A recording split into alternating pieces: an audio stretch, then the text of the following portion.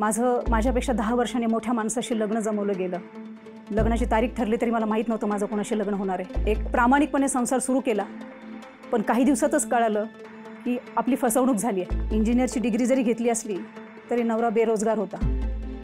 फसवणूक माझी झाली आहे, पण छळही माझा सुरू झाला। माझ्याशी माझ्या मुलांशी कोणीही चांगलं वागत नव्हतं, आमच्याशी बोलत नव्हतं। त्या घरामध्ये 2 कुटुंब वेगळी राहत होती, एक मी आणि माझी 2 मुलं आणि ते त्याच्या आई-वडिलांसोबत।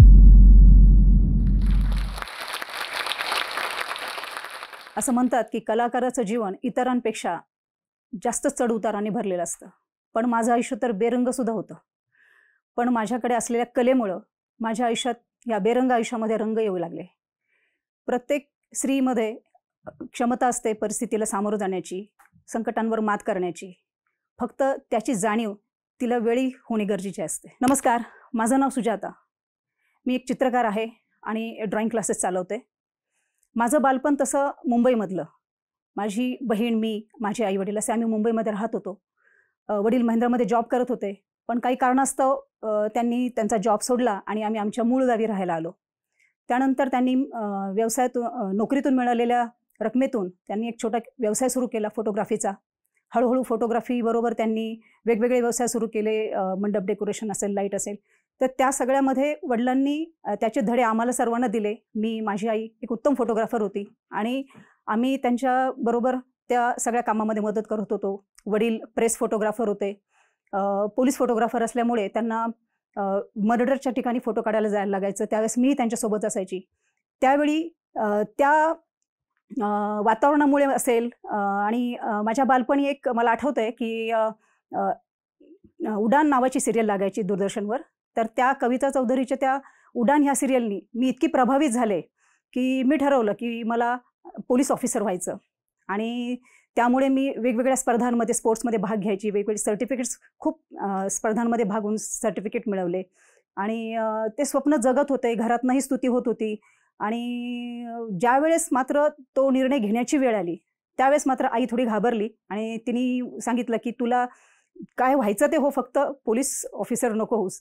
मग थोडं वाईट वाटलं, माझं स्वप्न मोडलं आणि त्यावेळेस एक लाट होती BEd, DEd असं करण्याची।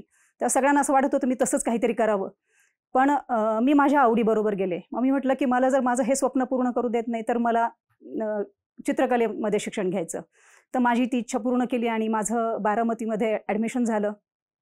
मी शिकायला सुरुवात केली आणि सगळं माझे छान चालू असताना नेमकं अचानक 1 वर्षाच्या आतच आमची आई आम्हाला सोडून गेली आणि त्यावेळेस मी साधारण 17 वर्षाची, माझी बहीण 15 वर्षाची आणि माझे 2 भाऊ 2री 4थीला होते। वडील एकदम कोलॅप्स झाले आणि आई जाणं हा माझ्या आयुष्यामध्ये आयुष्याला मिळालेली वेगळी कलाटणी होती। आई गेली त्यावेळेस मी 17 वर्षाची, बहीण 15 वर्षाची आणि भाऊ अगदी 2री 4थीला होते। वडील एकदम कोलॅप्स झाले। आसपासच्या नातेवाईकांनी वडिलांना सल्ला दिला की 2 तरुण मुलींना सांभाळण्यापेक्षा त्यांचं लग्न करून दे आणि होऊन स्थळही आली। माझ्यापेक्षा 10 वर्षांनी मोठ्या माणसाशी लग्न जमवलं गेलं। लग्नाची तारीख ठरली तरी मला माहीत नव्हतं माझं कोणाशी लग्न होणार आहे। पण आम्ही एवढे आज्ञातले होतो ना की वडिलांनी आंधळ्याच्या गळ्यात जरी माळ घालायला सांगितली असती तरी आम्ही घातली असती। त्याप्रमाणे आमच्या दोघींचं एका मांडवात लग्न झालं आणि वडिलांनी सांगितलं त्या पद्धतीने एक प्रामाणिकपणे संसार सुरू केला, पण काही दिवसातच कळालं की आपली फसवणूक झाली आहे। इंजिनिअरची डिग्री जरी घेतली असली तरी नवरा बेरोजगार होता। फसवणूक माझी झाली आहे, पण छळही माझा सुरू झाला, कारण नोकरी नसलेल्या मुलाला सांभाळणं, परत त्याच्या बायकोला सांभाळणं आणि भविष्यात होणाऱ्या मुलांनाही पोसावं लागणार, ह्या चिंतेने घरातून खूप छळ सुरू झाला। त्या परिस्थितीमध्ये माझ्या वडिलांनी लग्नाच्या वेळेस जे कबूल करून घेतलं होतं की तिचं राहिलेलं शेवटचं वर्ष तुम्हाला शिक्षणाचं पूर्ण करू द्या, म्हणून त्यांनी परवानगी वडिलांनी कबूल करून घेतल्यामुळे माझं शिक्षण सुरू झालं खरं, पण मी कसं मध्येच शिक्षण सोडून द्यावं ह्यासाठी सर्वतोपरी प्रयत्न केले घरातनं। मला वेगवेगळ्या पद्धतीने छळलं गेलं आणि एक दिवस असा आला की मलाही वाटलं की हे शिक्षण थांबवावं, पण नंतर दुसऱ्या सेकंदाला विचार केला की आज जर आपण हे शिक्षण केलं आणि भविष्यात आपल्याला नोकरी लागली तर काहीतरी काळ आपण ह्या वातावरणापासून वेगळं राहू आणि थोडंसं तरी चांगले दिवस येतील, म्हणून मी माझं शिक्षण प्रयासाने पूर्ण केलं। त्याच दरम्यान नवऱ्यालाही खूप विनवण्या केल्या की तुम्ही काहीतरी करा आणि कामधंदा पहा, रडून रुसून प्रेमाने सगळ्या पद्धतीने समजावायचा प्रयत्न केला, पण काही उपयोग झाला नाही. शेवटी मी माझा अन्नत्याग केला आणि 15 दिवसाच्या नंतर ज्यावेळेस परिस्थिती जास्त बिकट झाली त्यावेळेस मात्र त्यांनी दुकान सुरू केलं आणि दुकान सुरू झालं. माझाही क्लास छोटेखानी का होईना चालू होता. असं वाटलं की आता तरी परिस्थिती बदलेल, पण बदलली नाही. त्यांची ती प्रवृत्ती झाली होती, त्यांना मला त्रास देण्याची सवय झाली होती. दबती आहे त्यामुळे दाबायचा प्रयत्न सारखा सुरू होता. हा सासुरवास सहन करत करत मी कुठेतरी कधीतरी सकारात्मक होईल, कधीतरी परिस्थिती बदलेल याची वाट पाहत दिवस काढत होते. पण एक दिवशी माझ्याबरोबर माझे मिस्टर नसताना आणि माझे सासूबाई घरात नसताना माझ्याबरोबर एक मोठी अघटित घटना घडता घडता मी त्यातून वाचले आणि त्यावेळेस ठरवलं की आता जर हे सहन केलं तर मात्र आपले कैद्यापेक्षाही भयानक हाल होतील. ठरवलं आणि मी, माझे मिस्टर, माझे दोन्ही मुलं आम्ही त्या घरातनं बाहेर निघालो. जवळपासच दुसऱ्या ठिकाणी राहायला गेलो. जरी आम्ही बाहेर राहायला गेलो असलो तरी मी माझ्या सासू सासऱ्यांच्या प्रती माझी जी काही कर्तव्य आहेत मी सगळी पार पाडत होते, फक्त एकत्र राहायचं सोडून. पण त्याचा परिणाम असा झाला की कालपर्यंत मला जे छळत होते ते माझ्याशी चांगले वागायला लागले होते आणि असं वाटलं की आपलं जीवनामध्ये आपण जेवढं सहन केलं त्याला कुठेतरी आता फळ येतं आहे आणि आपले दिवस बदललेत. पण तो आनंद पण मला पुरेसा घेऊ दिला नाही भगवंतानी. माझ्यासाठी काहीतरी वेगळंच चिंतलं होतं. अचानकपणे माझ्या नवऱ्याचं एक वेगळंच रूप माझ्यासमोर खूप विचित्रपणे आलं की कुठली स्त्री सगळं सहन करते पण आपल्याबरोबर झालेली प्रतारणा नाही सहन करत. आणि मी माझ्या नवऱ्याला रेड हँड पकडल्यानंतर त्यांनी तडक त्याच्या आईवडिलांकडे पळ काढला. पुन्हा मी माझ्या 2 मुलांसोबत त्या घरात असताना समाजाचा, मुलांच्या भविष्याचा विचार करत बसले की आता मुलीचं लग्न कसं होईल, लोक काय म्हणतील. मुलांच्या भविष्यासाठी समाजाचा विचार करत मी पुन्हा त्याच्या पाठीमागे त्याच्या घरी राहायला गेले. पण कालपर्यंतची सगळ्यात ग्रेट सून अचानक मी त्यांच्यासाठी नालायक झाले. का तर फक्त त्यांच्या मुलाची ही चूक किंवा फसवणूक माझ्याबरोबर झालेली मी ती खपवून घेतली नाही म्हणून. 13 वर्षापूर्वीचा जो छळ होता ना तो छोटा वाटायला लागला. इतका भयानक छळ सुरू झाला कारण यावेळेस त्रास द्यायला सगळ्यात म्होरक्या माझा नवरा होता. बायको ही नवऱ्याच्या पायातली चप्पल असते अशा पद्धतीने मला वागणूक दिली जात होती. सांगितलं जात होतं तुला आईवडील नाही आहेत, तू आमचं काहीच वाकडं करू शकत नाही आणि आम्ही जसं ठेवू तसं तू राहायचं. अशा पद्धतीने मला घरामध्ये वागणूक मिळत होती. माझ्याशी, माझ्या मुलांशी कोणीही चांगलं वागत नव्हतं, आमच्याशी बोलत नव्हतं. त्या घरामध्ये 2 कुटुंब वेगळी राहत होती. एक मी आणि माझी 2 मुलं आणि ते त्याच्या आईवडिलांसोबत. आणि ह्या सगळ्याचा त्रासाची लिमिट क्रॉस झाली ज्यावेळेस त्यांनी आमचा राहता फ्लॅट विकला. ज्या आम्ही मधल्या काळात ज्या फ्लॅटमध्ये राहत होतो तो त्यांनी विकून टाकला. त्यांना असं वाटलं की या रोजच्या त्रासामुळं ही कदाचित आपल्या मुलांना घेऊन त्या फ्लॅटवर राहायला जाईल की काय, म्हणून त्या भीतीपोटी त्यांनी फ्लॅट विकला. आणि फ्लॅट विकल्यानंतर छळ जास्तच तीव्र झाला. असं वाटलं की तो 13 वर्षाचा छळ खूप छोटा होता. सहनशीलता माझी एक दिवशी इतकी संपली की शेवटी मी माझ्या मुलांना घेऊन बाहेर जायचा निर्णय घेतला.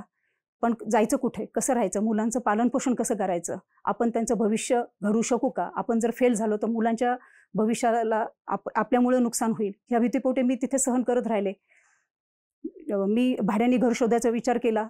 मी चौकशी केली तर लोक एकट्या पुरुषाला घर देतात पण एका स्त्रीला मुलांसोबत असेल तरीही घर देत नाहीत. हे मला वेगळं रूप पाहायला मिळालं समाजाचं. त्यास घर घेण्याशिवाय काय पर्याय नव्हता. मग कुठलं तरी घ्यायचं. घर घ्यायचं तर मग आपल्या नवऱ्याने जो फ्लॅट विकला तोच आपण का नाही घ्यायचा.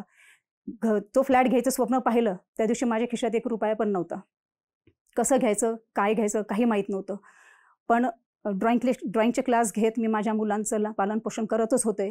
त्यातून मी थोडंसं सेव्हिंग करून माहिती काढून फ्लॅट ज्या दिवशी विकला त्याच्यानंतर 1 वर्षाने माझ्या हातात त्या फ्लॅटची चावी होती. लॉ ऑफ अट्रॅक्शनचा नियम माझ्या बाबतीत त्यावेळेस खरा ठरला की 1 रुपया खिशात नसताना स्वप्न पाहिलं.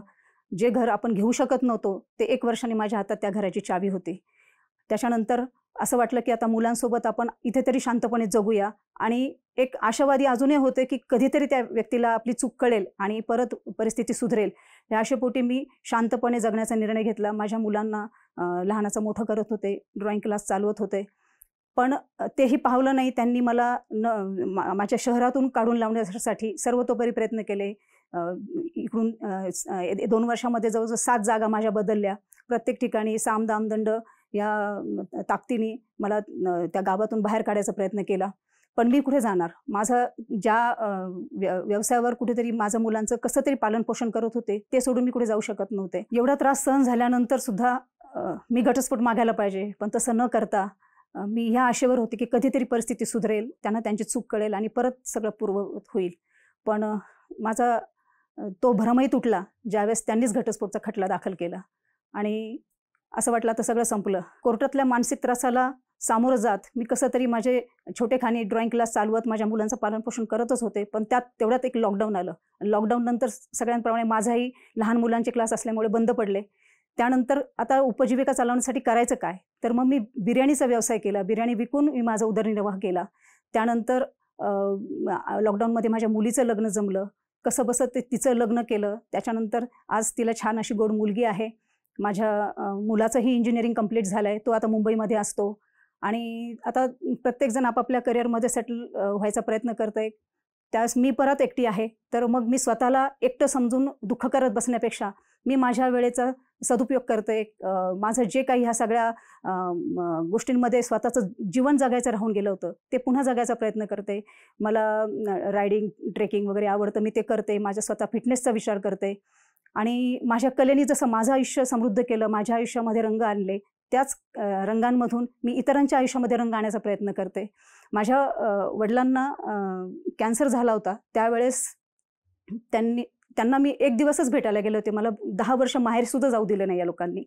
त्यावेळेस माझ्या वडिलांना एक दिवस भेटायला गेले आणि त्यांनी मला पहिल्यांदाच काहीतरी मागितलं होतं. त्यांनी मला सांगितलं की अक्का माझ्यासाठी आजच्या दिवस थांब, मला खूप त्रास होतोय. त्यावेळेस मी माझ्या सासरी परवानगी मागितलं तर त्यांनी सांगितलं की आता तर तू इथे थांबलीस तर परत कधीच येऊ नकोस. आम्हाला तुझी गरज नाही आहे. मला पर्याय नव्हता. मला जावं लागलं. त्याच्यानंतर माझे वडील गेले. त्या दिवसापासून माझ्या मनात एक गिल्ट आहे की मी माझ्या वडिलांची शेवटची इच्छा पूर्ण करू शकले नाही. मग मी विचार करते की मी माझ्या एका वडिलांना आनंद नाही देऊ शकले. मी जगात खूप आईवडिलांना आनंद द्यायचा प्रयत्न करेल. म्हणून मी कॅन्सरग्रस्तांमध्ये जाते आणि स्वतःच्या कलेतून त्यांच्या आयुष्यामध्ये रंग आणण्याचा प्रयत्न करते. काही क्षण का होईना ते हसतात, ते आनंदी होतात. त्यांना एक आर्ट थेरपी देण्याचा प्रयत्न करते. आणि मला सांगायला अभिमान वाटतो की कलेचे माझे अनेक प्रदर्शनं झालेत. मला लहान मोठे पुरस्कारही मिळालेत. पैकी अमेझिंग आणि गिनीज वर्ल्ड रेकॉर्डमध्येही माझं नामांकन झालं आहे. आणि सगळ्यात जास्त आनंदाची गोष्ट म्हणजे थोर समाजसेविका सिंधुताई सपकाळ यांच्या हस्ते मला अमेझिंग वर्ल्ड रेकॉर्डची ट्रॉफी मिळाली. तो क्षण माझ्यासाठी खूप आनंदाचा होता. कलेने मला फक्त जगवलंच नाही तर मला समाजात मानसुद्धा मिळवून दिला. जोश टॉकच्या माध्यमातून मी माझ्या मैत्रिणींना, स्त्रियांना सांगू इच्छिते की लग्न करताना योग्य ती सगळी चौकशी करा, मगच लग्न करा. अन्यायाला तोंड देताना स्वतःला कधी कमी समजू नका.